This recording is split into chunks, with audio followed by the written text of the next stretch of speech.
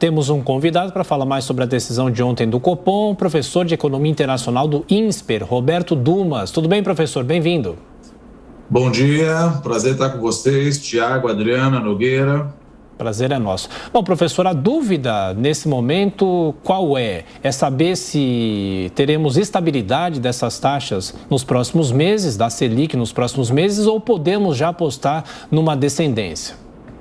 Não, eu acho um pouco difícil apostar numa descendência, que o comunicado do Copom, ele obviamente não deixa tudo absolutamente claro, mas ele deixou mais ou menos uma porta aberta aí de que, apesar dele não ter aumentado 0,25%, que não foi unanimidade, 2 diretores quiseram aumentar 0,25% para 14%, ele deixou uma porta aberta dizendo que isso não significa que em breve vai cortar a taxa de juros, pelo menos no horizonte de 9 meses.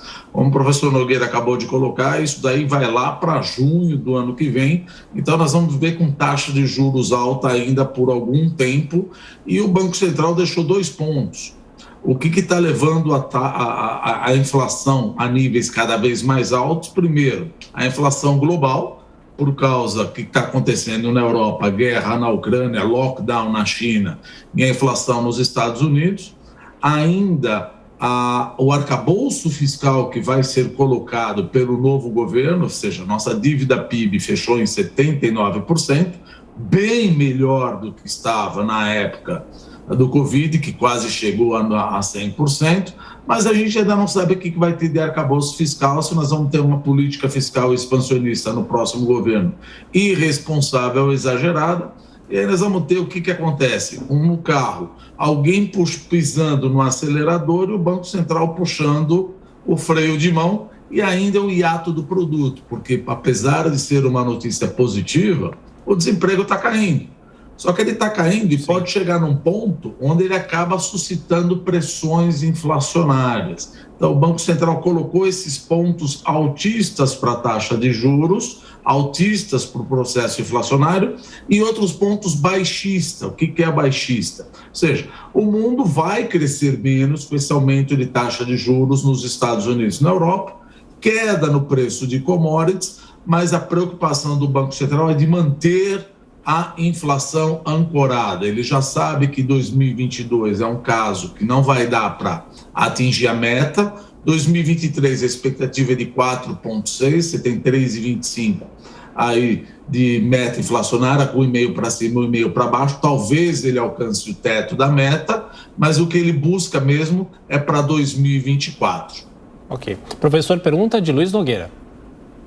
Professor Dumas, bom dia. O senhor tocou numa questão importante das contas públicas. Quando a gente olha a campanha eleitoral, todos os candidatos, sem exceção, estão fazendo muitas promessas de mais gastos públicos. O senhor acredita que no ano que vem, independentemente de quem vença, vai prevalecer o bom senso e, portanto, as contas públicas serão tratadas com carinho, porque sem isso o Banco Central, ainda que autônomo, terá muita dificuldade para cumprir a meta de inflação do ano que vem? Nogueira, você colocou num ponto absolutamente crucial. Todo mundo está prometendo tudo. Eu vou aumentar para 500, para 600, para 800, para R$1.000. Vou tributar milionário. Isso não existe. Vamos lembrar do Gerard Depardieu, a hora que falou que ia tributar milionário, ele simplesmente saiu da França, foi para a Bélgica. Isso é uma bobagem, não vai acontecer, não tem como levantar dinheiro. Só você falar que vai tributar milionário, o dinheiro já sai rapidamente do Brasil. E agora, se nenhum candidato, ao entrar, porque na hora da promessa você promete tudo, você não pode chegar e falar, olha, vou cortar gastos, vou cortar benefícios, vou cortar funcionalismo público, vou fazer uma PEC para tirar aquilo que não é discricionário. Isso não levanta arquibancada. Mas se nós não tivermos um arcabouço fiscal, o nexo causal, ele é óbvio. O mercado financeiro fica assustado. Por quê? Porque de 1980 a 1994, a nossa inflação acumulada foi de 12 trilhões percentuais. Isso porque o governo pediu para o Banco Central emitir muita moeda. Não vai acontecer isso como aconteceu na Argentina. Longe disso acontecer. Mas se nós não virmos uma luz no final do túnel, é provável que aconteça, que o mercado financeiro, nós, agentes econômicos que investimos em títulos públicos, eu, você, o nosso dinheiro que está na Previdência, nosso dinheiro que está no fundo de garantia, nosso dinheiro que está em seguro, saúde, dinheiro que está em seguro de carro, nós vamos pedir mais taxa de juros. Aí o que acontece? A curva de juros, ela estipa, ela fica mais inclinada. E aí o Banco Central acaba tendo que levar a taxa de juros, encarecendo o custo da dívida pública, encarecendo o custo de crédito e piorando a dinâmica da dívida pública ainda mais e piorando o prognóstico num crescimento econômico. Então, eu poderia dizer, Nogueira, numa coisa bem básica, o que o mercado financeiro, os agentes econômicos querem ouvir assim que o candidato entrar e virar o novo presidente, qual é o novo arcabouço fiscal? Porque nós já vimos que o teto de gasto não está valendo mais para nada.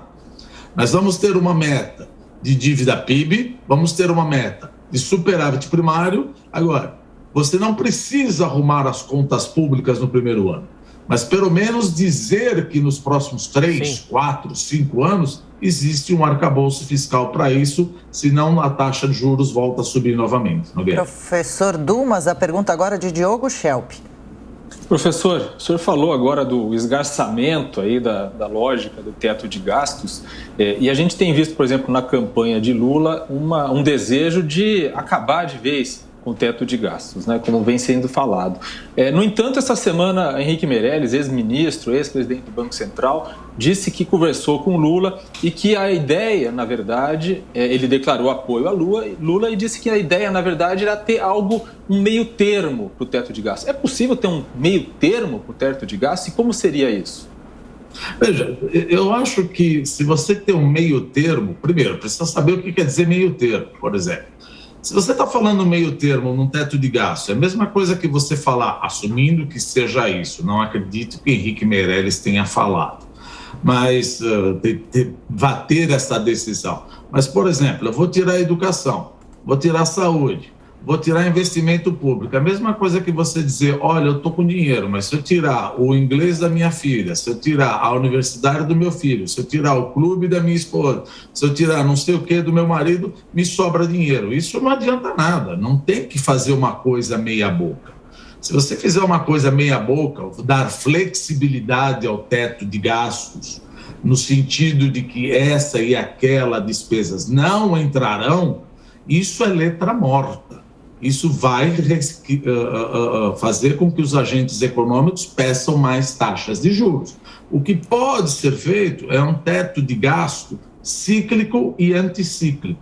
Ou seja, quando a economia vai muito mal, existe a possibilidade de extrapolar o teto de gasto até determinado limite. Por exemplo, inflação mais a expectativa de crescimento do PIB. Agora, esgarçar e tirar certas despesas. Todas as despesas, quando afeta o bolso de alguém, elas são essenciais. Falar que despesa é essencial é uma bobagem. O que é despesa para mim é essencial. O que é despesa para você, o que é despesa para determinada parte da população é essencial. O problema é definir o que é essencial. Então, você fazer uma flexibilização, é importante que seja uma flexibilização consciente e que, no final das contas, nós, que somos os investidores da dívida pública, saibamos que a dívida PIB, a relação dívida pública-PIB, não vai explodir, entrar numa dinâmica explosiva, onde o custo de carregamento da dívida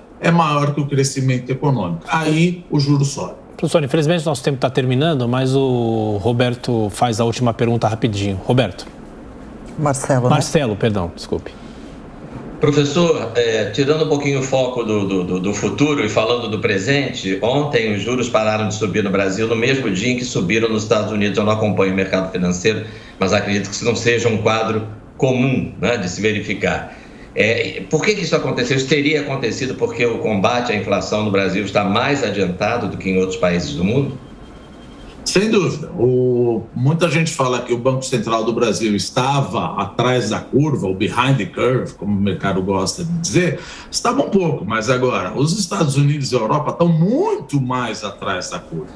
Enquanto o Brasil parou subir a taxa de juros, porque já está vendo que a nossa inflação está ancorada, os Estados Unidos vão ter que subir pelo menos para 4,25%, que está com uma inflação de 8,3%. Veja, 8,3% nos Estados Unidos e 8,1% na zona do euro e 20% nos países bálticos. Ou seja, você tem muito ainda que trabalhar na política monetária. E o Banco Central do Brasil fez um trabalho excelente, poderia ser melhor, sempre poderia ser melhor, mas já conseguiu ancorar as expectativas. E note, a nossa inflação está menor que a dos Estados Unidos. Então, o Banco Central brasileiro saiu na frente. Professor Roberto Dumas, do INSPER, mais uma vez, obrigado pela gentileza, bom trabalho, até a próxima.